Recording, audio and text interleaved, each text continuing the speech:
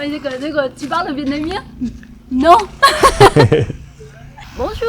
Bonjour. Nous sommes aujourd'hui sur le haut plateau du centre du Vietnam à Mang Den qui appartient à la province de Kon Tum. Et on est maintenant au village de Kon Prinh pour aller découvrir les Sédans qui habitent ici. Allez, on y va!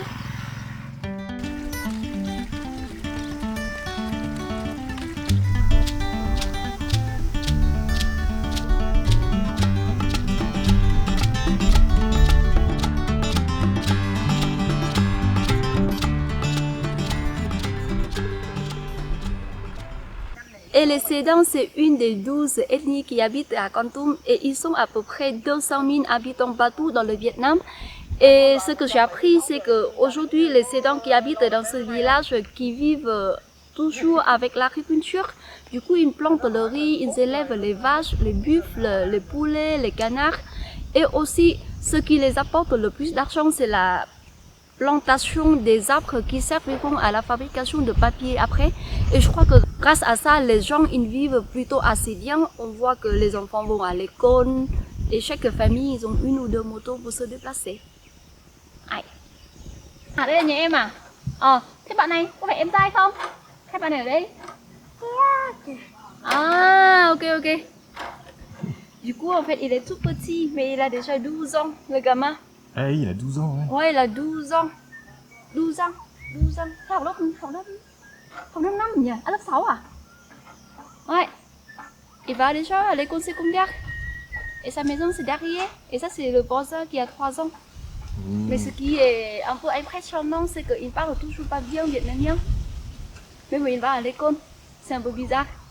Après, peut-être il va pas souvent à l'école. On est lundi et il est encore à la maison. Ouais, peut-être, ouais. Ouais. Et du coup, il parle quelle langue? Il parle le Sedan? Il parle le propre langue, c'est le Sedan. Ouais, comment on dit bonjour en Sedan? Cô bảo này, thế mình nói xin chào bằng tiếng Sedan như nào nhỉ? Nói xin chào như nào dạy cô với được không? Ah, dạ vâng, hay nhỉ. Du coup, ce que j'ai appris, c'est qu'il disait bonjour officiellement.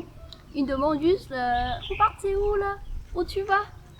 Des coucous comme chez nous en fait. Lamli, đúng không ạ? Lamli, ouais. Lamtili là đi đâu? Où tu vas? Voilà, Lamtili. Cháu cảm ơn nhé. Dạ vâng ạ. Et on a de la chance de croiser une famille qui est en train de fabriquer l'âne-cône de manioc. Et les maniocs sont, eux ils plantent le manioc eux-mêmes. Et après la cuisson, ils vont le laisser fermenter avec une ferment locale dans un vase en céramique. Et après, on peut le boire avec les pailles en bambou pour la fête. C'est une hết à? Ah, intéressant ça. Du coup, ils ont pas mal de rizières en fait. Et ils ont gardé tous le riz qu'ils ont eu après la récolte pour manger aussi. Et aussi... gọi là làng gì lịch không vào men xong là trộn với men xong cho vào gà luôn. On est maintenant à l'intérieur d'une maison se piloter et on m'a dit que tous les bambous ici là pour faire le son de la maison, ils ont récupéré dans la jungle. Et chú ơi, đây là chỗ này, nhà mình là sinh hoạt ăn uống ở đây đúng không ạ? Du coup, là c'est là où qui allie toutes les activités de la famille, manger, accueillir les invités et tout. Et là-bas, on a la cuisine. Cho cháu vào xem bếp được không ạ? Cháu vào. Vâng ạ, cháu cảm ơn. Đây là mấy cái ghế rượu đúng không ạ? Đây mình lúc ấy cho rượu, mình cho rượu vào đây. Đúng không? Voilà, ce sont les vases pour faire l'alcool de manioc après. Đây là phòng ngủ. Ah oui, ça c'est la chambre pour dormir. Tout petit.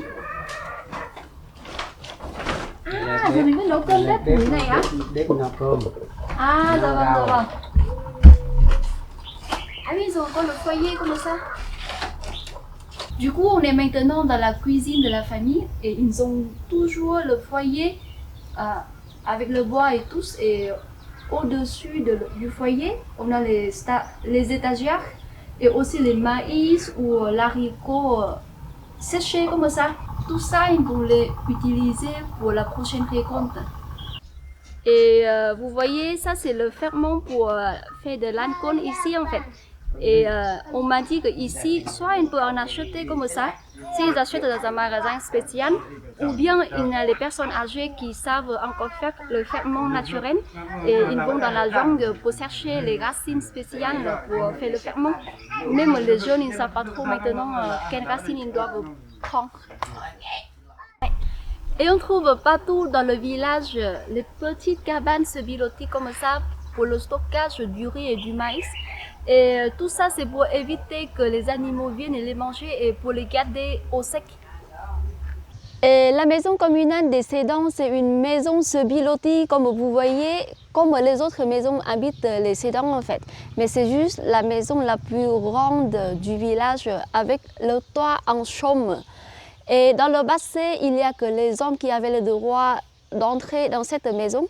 Mais maintenant, c'est autorisé pour tout le monde. Et on est au mois de mars et les gens sont en train de préparer le champ pour planter le riz. Et il y a 2 récoltes de riz ici par an.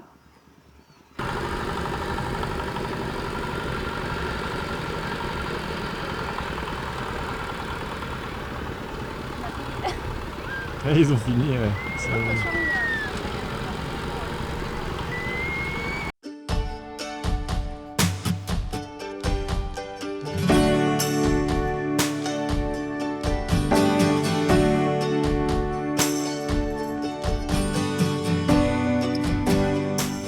Et à Manden, à part des ethnies minoritaires, les Vietnamiens aiment bien passer le temps dans les villas avec la famille ou avec les amis. Parce qu'ici, on est dans la nature, entre les sapins et il fait toujours plus frais ici.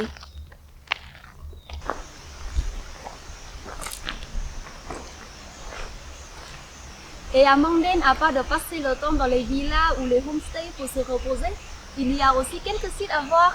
Et on va maintenant visiter une cascade dans le coin. Allez, on y va! Et une des choses que j'aime bien ici, c'est qu'on est dans la nature, au milieu de la jungle, on entend les oiseaux qui chantent et on entend aussi la cascade. C'est très reposant.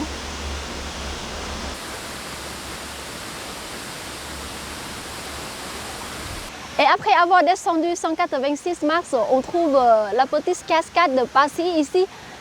À mon avis, c'est rien d'exceptionnel, mais par contre, ça vaut le coup quand même la route pour venir jusqu'ici. Et on voit aussi les professionnels qui sont là pour faire les films ou les clips de musique.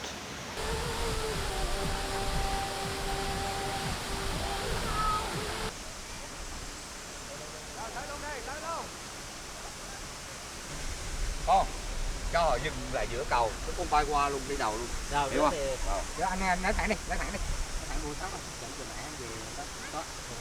Et on vient juste d'arriver au lac de Dakke et selon les locaux, c'est un des sites à ne pas rater quand on est à Manden.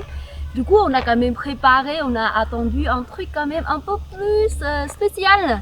Mais quand on est arrivé ici, et voilà, c'est tout ce qu'il y a. Un petit lac au milieu de la jungle. Bon, c'est rien exceptionnel, mais je trouve c'est assez sympa quand même une petite balade ici à l'après-midi quand il fait pas trop chaud. Et on croise aussi de temps en temps quelques Vietnamiens qui se baladent. Et aussi quoi, t'as vu quoi, Johan? Et aussi quelques déchets, quoi, parce que c'est pas hyper bien entretenu. Ouais, c'est un peu dommage ça. Et voilà.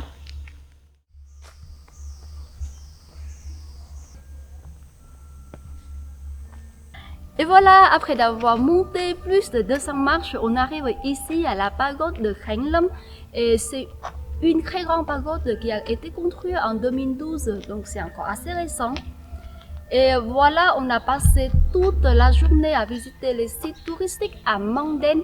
Et il faut dire qu'il n'y a pas encore grand chose à voir ici pour les touristes. Du coup, ça reste un endroit en dehors des sentiers battus. Mais si vous n'êtes pas loin, n'hésitez pas à passer 2 jours ici. Je crois que ça vaut le coup. Et on est maintenant sur la route de Manden jusqu'à Kon Tum et on s'est arrêté pour visiter un champ d'EVA. Et l'EVA, c'est l'arbre qui donne le caoutchouc. Et au Vietnam, il y a pas mal de cultures de caoutchouc, surtout dans le sud et sur le haut plateau, comme là où on est à Kon Tum. Et l'EVA a été introduit au Vietnam par les Français à la fin du 19e siècle. Et c'est surtout Alexandre Yersin qui a beaucoup contribué pour le développement de la culture de caoutchouc au Vietnam.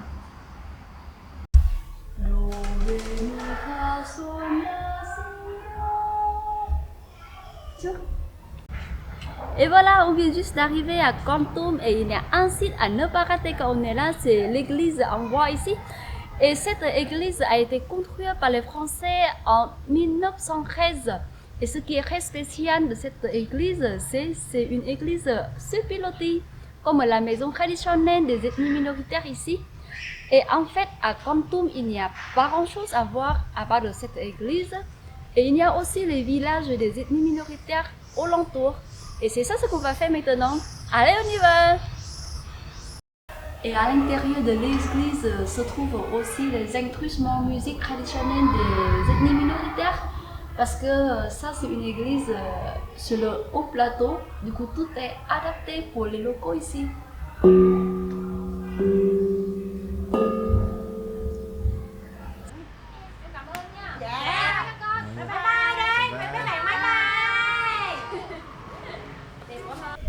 Rồi á.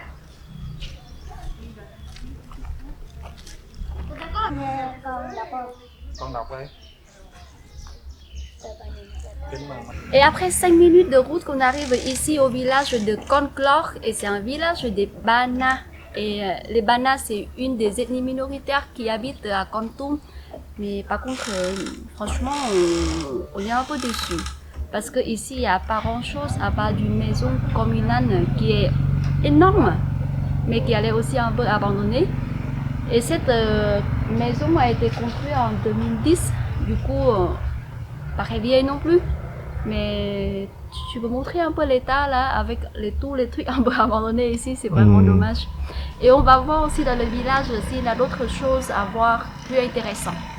Mais pour l'instant, on trouve qu'à Manden, c'est encore mieux encore.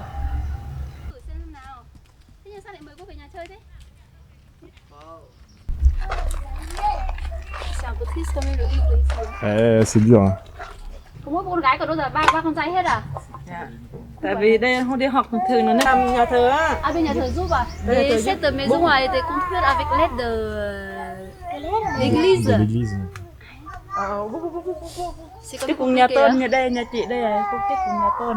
À, chứ là cùng Tôn cái này ta à? giúp mới cắt Thế bây giờ có cái này là ở cũng ấm cũng là cũng ok rồi.